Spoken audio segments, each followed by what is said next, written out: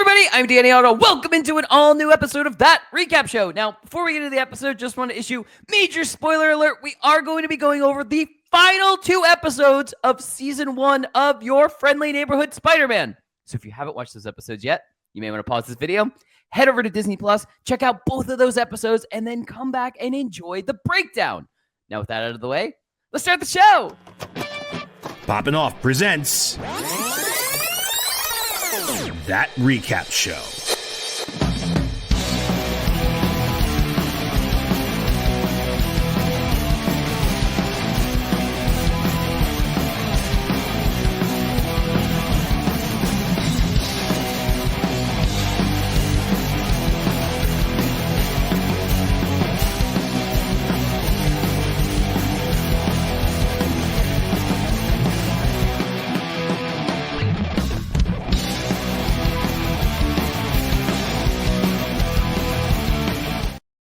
All right, join in with me to break down the final 2 episodes of Season 1 of Your Friendly Neighborhood Spider-Man. It's Jon Jon Rico! Blip, my dudes. Yeah! I did it.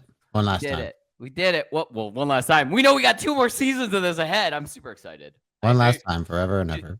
Just knowing that we've got 2 more seasons already kind of in development, I'm already excited. Like, I don't have that. I'm sad Season 1 is ending and we don't have any more to enjoy.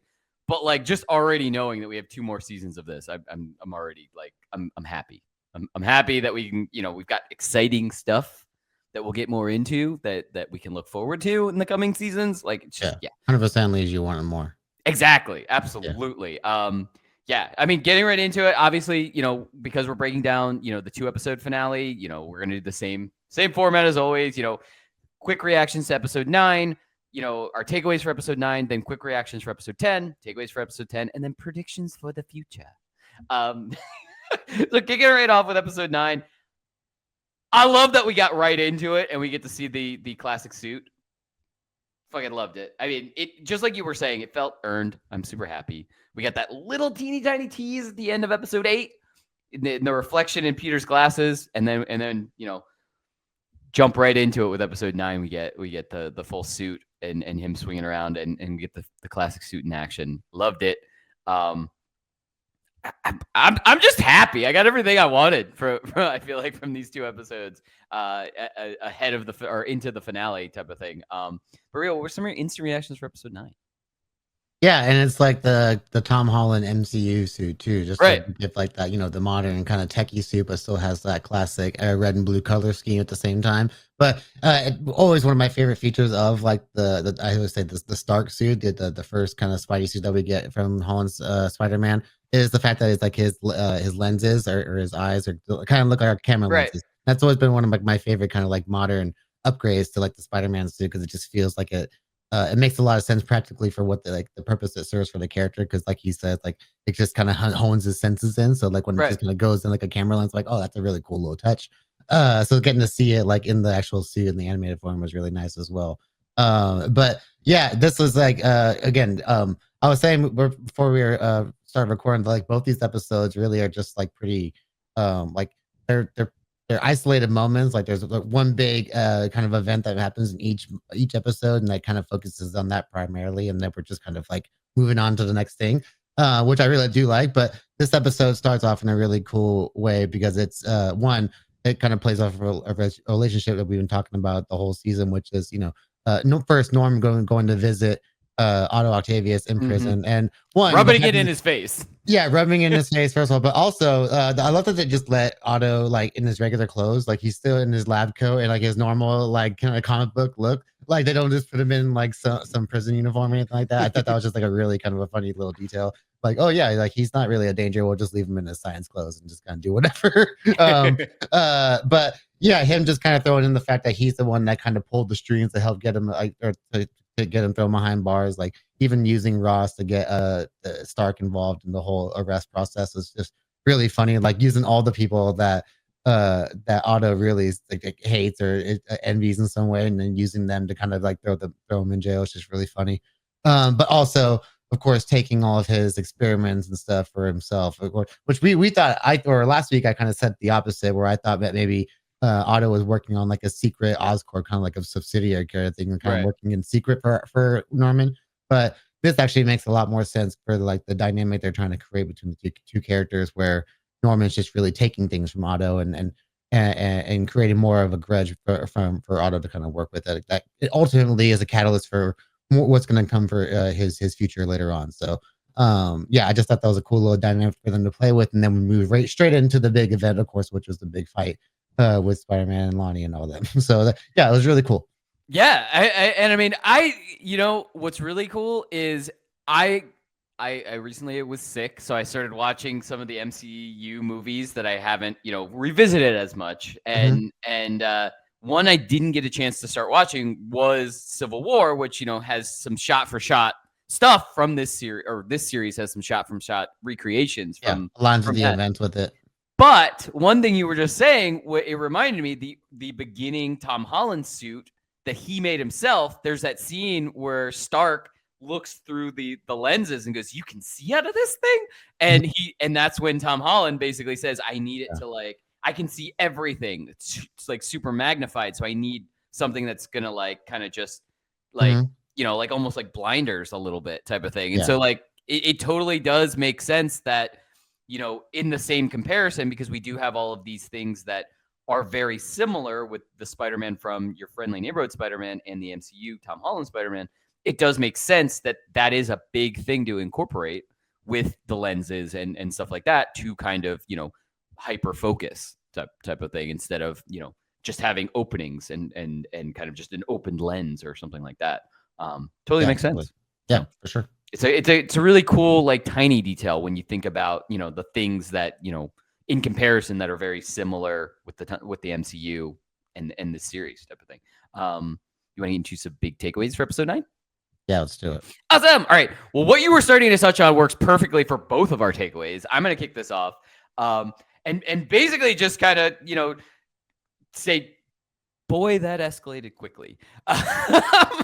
Not it was kind of like a three team standoff almost, because we had the 110 and then the Scorpions, and we had Peter, and we had versus Scorpion himself. It was just a craziness of fight going on from every direction. But my main focus, and what I thought was kind of, what we got from this that I thought was really cool, was that we had that moment where, Peter almost, kind of broke his own kind of crossed the line. Yeah, almost crossed the line for himself. And we actually it was actually Lonnie that was able to kind of talk him down from that and tell him look, you're Spider-Man.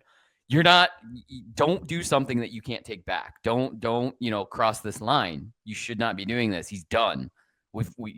He's beat. Oh yeah, he was already already beaten. Yeah. Type of thing. You do but it's just, we were talking about this, and it's really easy to draw that comparison to the MCU when we had a very similar thing in our Spider-Man trilogy, where we had that, and we had another character kind of also talk down our main Peter. And it's just, but in this, I was actually during that fight going, is this universe's Tombstone gonna actually be a good guy? Because in that battle, the entirety of that battle, I was like, oh my God, Peter and Lonnie are just working together. And Lonnie took it a step further and stopped Peter from crossing the line, type of thing. I was like, are we gonna get a good guy Tombstone in this, moving forward? This would be crazy. And are we gonna get I always kind of draw comparisons to not only MCU, but we've been kind of, as we were recapping, drawing comparisons to the Flash TV series and stuff like that. I was like, are we setting up a Team Spider-Man for season 2, where we get Lonnie as Tombstone on Team Spider-Man, and maybe we bring in Nico with powers, and we get a 3-team superhero team up, and it's Team Spider-Man, just like Team Flash Yeah. We had like Spidey and his amazing friends. exactly. Like Yeah. I was really in that moment. I was like, are we setting this up to like this is a difference in this? This is where things are gonna go different. Like a classic enemy is now gonna be like a good guy. Is that what's happening here? And obviously, like other stuff happens in the next episode. But it was just really interesting in the moment because it just kind of draws to how cool this series has been because it kind of always keeps you guessing. Because yes, a lot of things are similar, but some things are just enough different that like it could happen where we could have a villain or a classic villain that is not that ends up going down a different path and they're not a villain. They might be an anti-hero or they might be an ally for Spider-Man in the future type of thing. And it's cool that this series can still keep you guessing on those kind of things.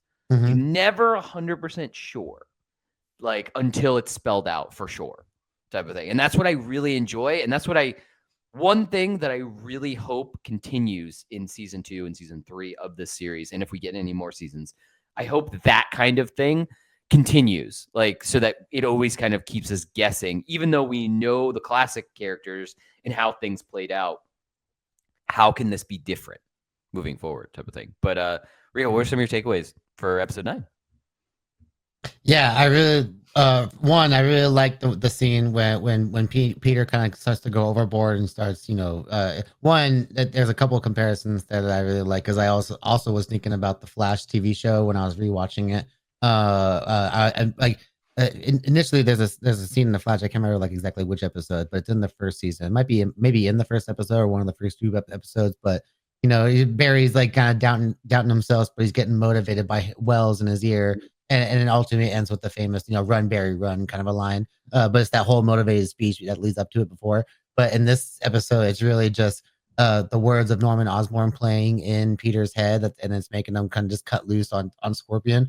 Yep. And of course, Lonnie kind of jumps in with the Tobey Maguire move from No Way Home and stops him like he did with the glider. Of course, and it's kind of funny how in some way, like, MCU Tom Holland's Spider-Man and then this Peter are both kind of triggered by Norman Osborn's words or actions in some form or way. So it once again kind of goes like it's just kind of more of a deep cut that just shows the influence that character has on Peter one way or another. So it's just going to make the what we see later on in the series just even more fascinating, I'm sure.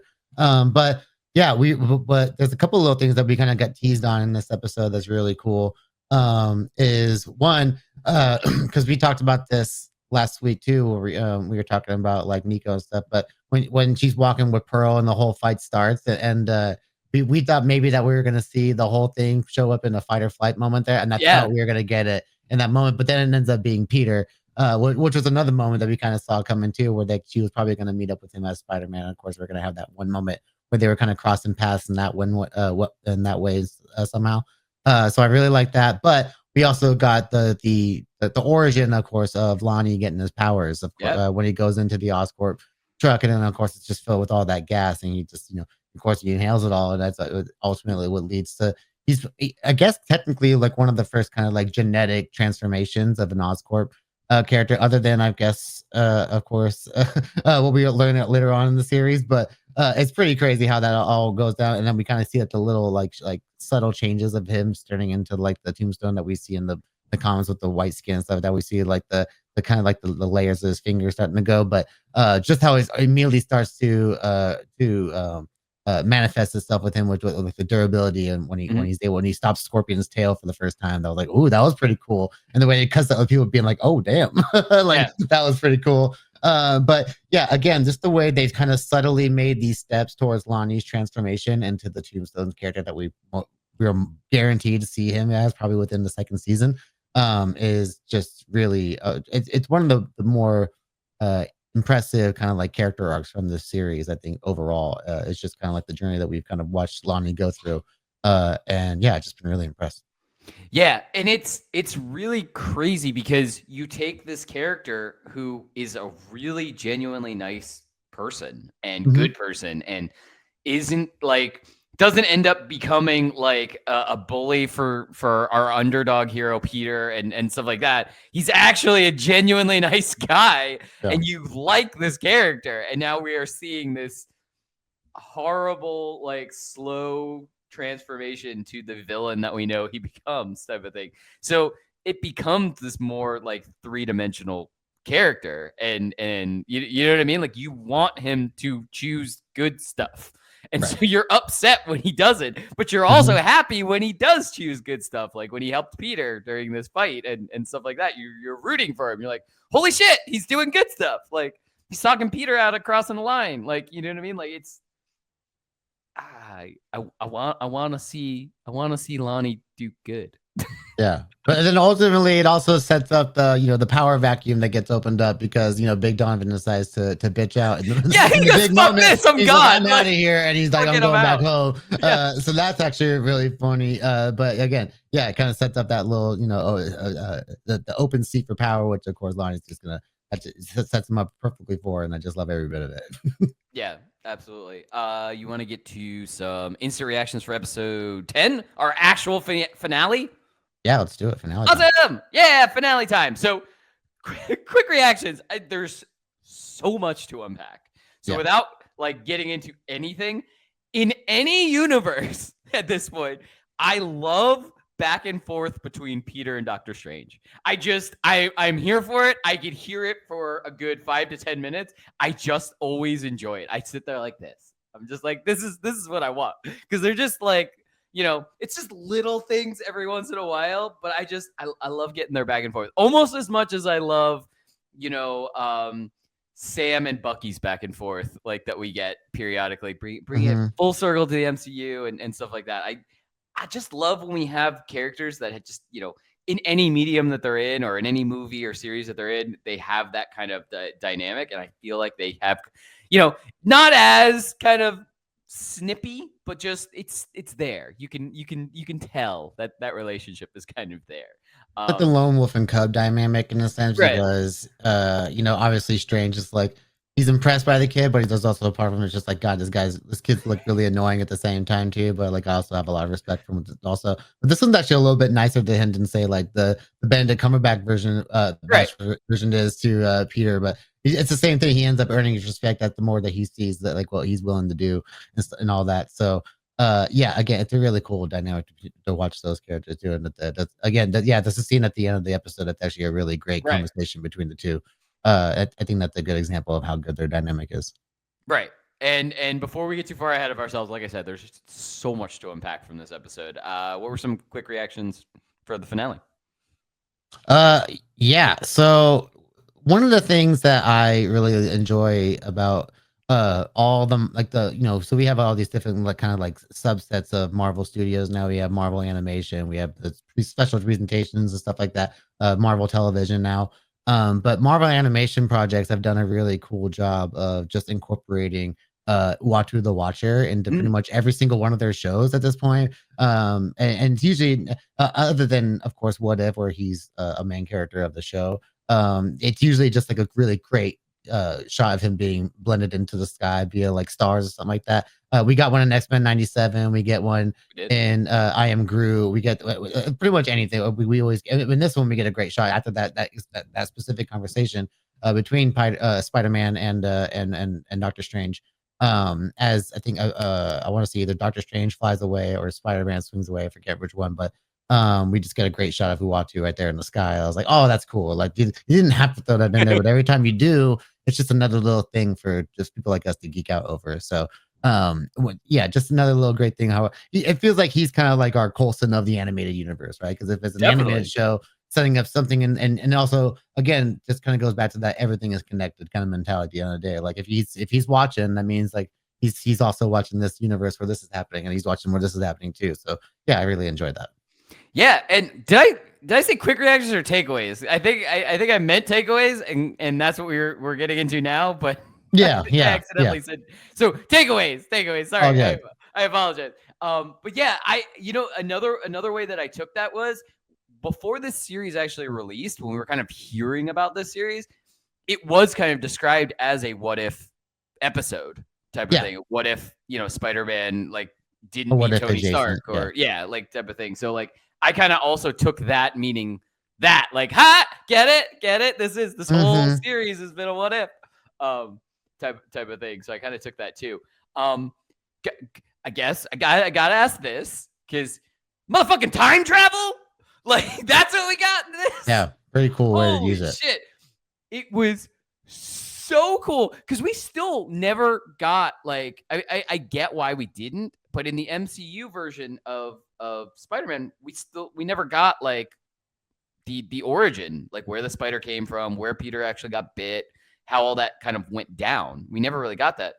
So for this series to basically bookend the first episode with the last episode of season 1 to explain exactly where the spider came from originally, it literally was a spider that got infected with Peter's blood that got bit, or that Peter got bit from, that was from the future. That was from Peter. Yeah. So it's like, I'm sure there's some kind of like scientific term for the kind of like time cycle that was. But isn't that the bootstrap paradox or something like that? I wish I knew, but because I am so interested in when they like just like normal like scientific podcasts or like sci-fi podcasts where they explain like time travel, and if time travel existed, then this and that. Somebody correct me in the comments. I think it's called the bootstrap paradox, because it's like if you went back in time and left, like if you went back in time and you wanted to go watch Mozart in person, like you wanted to see a Mozart concert, and Mozart didn't show up, and you were like, well, but Mozart's supposed to be playing here right now. And you knew how to play some of his songs, so you played some of his songs, then creating Mozart. Then you went back to the future, like you know what I mean? Like that's all. So it's like you going back. Same thing with like Shakespeare. Like if you went back in time looking for Shakespeare, and then you wrote down some of his stuff, and then went back to something gets created out of nothing, or gets created from the future in the past. Heavily influenced this event that happens. I think that's the bootstrap paradox. I think that's what it is. Don't quote me on that. Correct me in the comments if I'm wrong, but I know that it's something. But yeah, I just thought that was such a cool way. Also, I like that. Yeah, I was really impressed by that. I was so worried that, like, you know, when we found out that Norman Osborn was doing that, trying to recreate the spider, like, and create that whole thing over again, I was so worried that was going to be used on somebody else, or it was going to make something like anything. But I love that it's basically I guess. Can it? I mean, who knows? I mean, we did see in episode 1, the spider does jump onto somebody else. It doesn't immediately bite somebody else. Haven't really, who knows? That could be like, you know, there's plenty of different spider people out in the universe. So who knows if that could still. The only thing we know for sure is it wasn't Lonnie. Because remember, the first day we were saying, like, could it have been Lonnie? I was just kind of throwing one out there, right? Right. That's before I even knew that he was Tombstone too. So I was like, oh, okay, yeah. So maybe it's that guy. Yeah. But yeah, it was just such a cool way to make it a full circle moment. I just thought that was. I legitimately yelled time travel, like just right. Like I was like, this is crazy. I think it was when Strange said he had no idea about the Midtown thing, and I was like, "Oh, they're about to do something." And then I guess not Venom, the Venom-like creature, the symbiote creature comes through, which is another great setup that we'll talk about later. But and then once that thing came through, I'm like, "Oh, here we are again." And then as soon as Peter's like, "Wait, this is happening again," and I'm like, "Okay." And then they're like really hamming it in that this is like about to happen right now.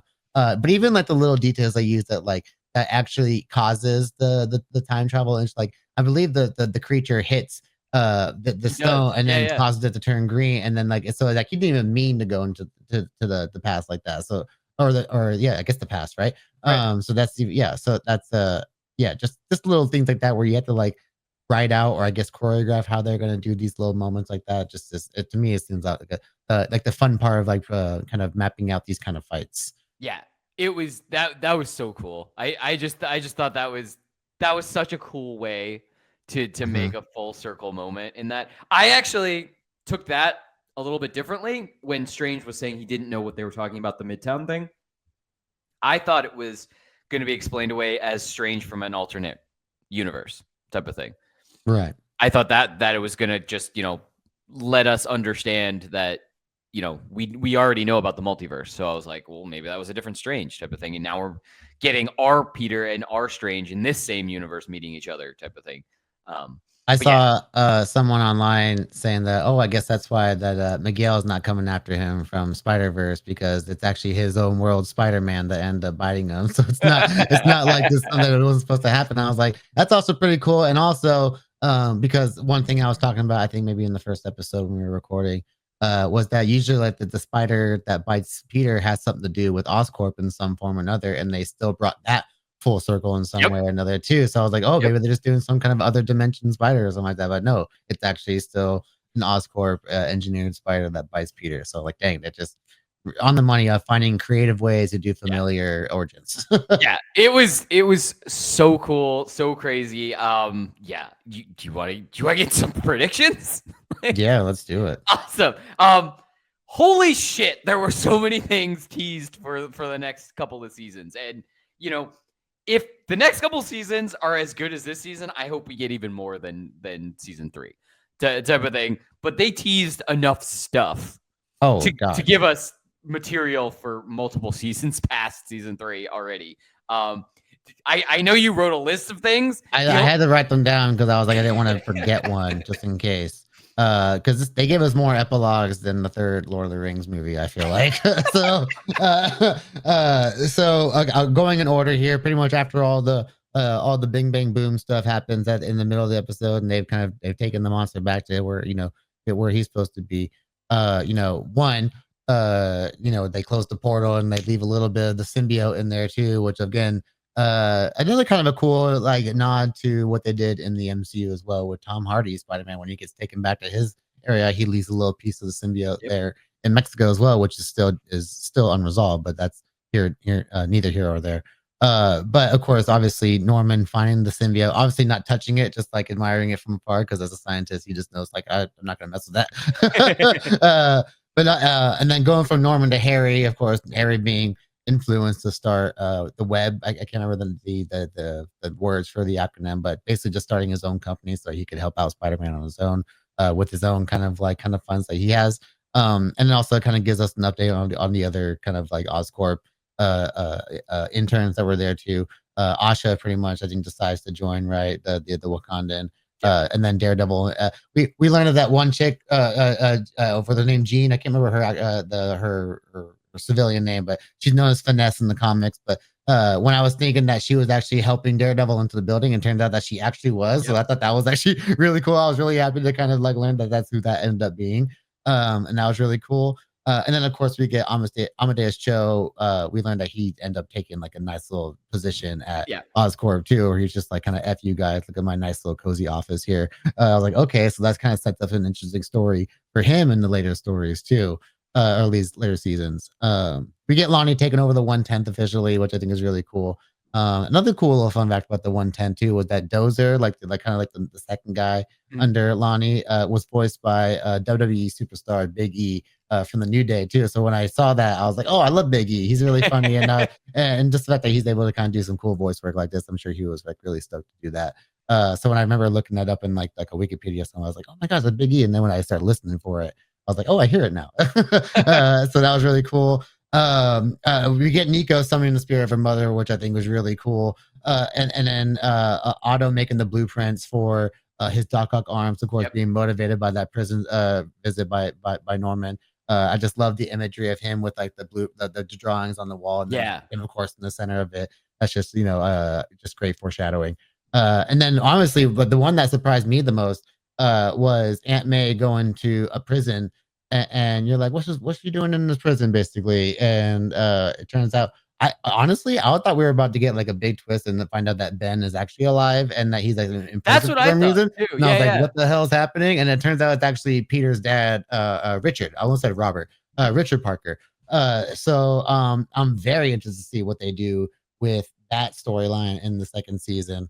Makes me wonder, of course, what's up with Peter's parents in the normal MCU, because I feel like now that Aunt May's not there, there's got to be some kind of element in the fourth movie where they're going to try to bring in some whatever family he might have left, if he does have any left. But again, would they remember who he is? That's also the other thing too. So, there's a lot of crazy story elements that they set up for probably either the second season or probably the second and third season. So when they choose to kind of tackle all this is really up to them. But I'm looking forward to seeing pretty much all of it. Yeah, it's absolutely crazy the amount of teases that we had in this, and foreshadowings and Easter eggs, and just like that. I mean, the Peter's dad alive thing that harkens back all the way to Amazing Spider-Man 2, with like you know what I mean? Oh yeah, where we got that scene, a whole storyline with those yeah. guys. Yeah. So it's just crazy where they're drawing like inspiration from, and now where they're kind of teasing out, and we know we're getting seasons 2 and 3, but like these are things that like I was saying could keep things going for seasons past that, 4 or 5, like type of thing, with the amount of storylines and the amount of characters that they can introduce, because it's more of like a what's going to cause another character to pop up type of thing. Like anything can kind of tip the scale, like Osborn kind of tipped the scale for Doc Ock, basically. Like you know what I mean? Like he might have just stayed being kind of like a small time criminal had he not got arrested, and then Norman Osborn like went there and kind of rubbed it in his face and everything. Now he wants revenge. Like now it's more than just I want to be a little crime boss type of thing and show them that I can be better. Now he wants revenge. Now he's probably going to tip these scales over for these other villains too, right. like with Rhino and a Chameleon too. Like Chameleon's going to go probably from just like a normal ski mask wearing bandit to actually having shape-shifting powers because of all this, the genetic research and stuff that Oscorp's doing. Yeah, there's a lot. Just like in episode 9, they teased the glider again and the genetic research and all of that too. So there's so much that they're setting up. yeah. And I mean, I do have to say, we kind of like predicted it, but like definitely a storyline is going to be us finding more about Nico and her powers and stuff like that for season 2. With the tease that we got from that, I'm super excited to kind of find out about everything. Like it's with her mother being in the necklace too. I was okay, so the mother is out of the picture then completely, right? Or not necessarily completely, but in physical form. So much stuff. I cannot wait. I cannot wait to get more for this. I mean, like I said, I like this time. Now we have all of this stuff, and now we can kind of, talk about it and theorize about it. But at the same time, I'm like, when is season 2 coming out? Like, can we speed that up? Can we make it like next week? Can we get season 2 next week? But yeah, super happy with the finale. And surprisingly happy with this entire series, where when we got the original announcements for this series and we started getting like, well, Tom Holland's not going to voice it, well, it's going to be MCU adjacent, well, some of the characters are going to have original characters voicing it, but things are going to be different. Like it was very mixed reviews and very, very mixed feelings about this series going into it, but so much, like so surprising, like in how much like enjoyment I got from this series, like already type of thing, and how much I'm looking forward to another season of this. Like, oh, absolutely, so happy like that we know that we're getting more, and I cannot wait. But just we have a long wait now.